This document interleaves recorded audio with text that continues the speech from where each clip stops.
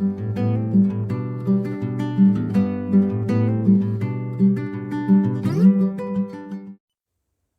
everyone, welcome back to my channel. Today I will share an amazing recipe of how to make a delicious spaghetti at home. All of the information is described in the description box below, and you can see all the ingredients and the amount that is needed.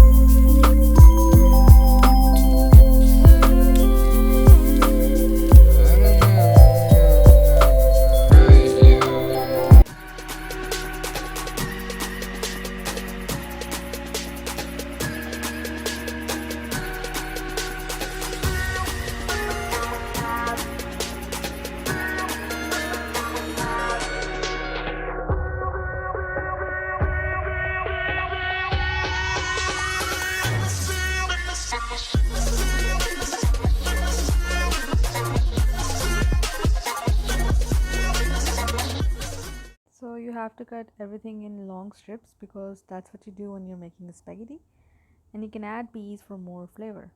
One last step that you should not forget is to get your garlic ginger in paste and then add your spices in your chicken to make it tender and fry it afterwards. Here I am adding some red pepper, paprika powder, and some black pepper, and then the garlic ginger paste.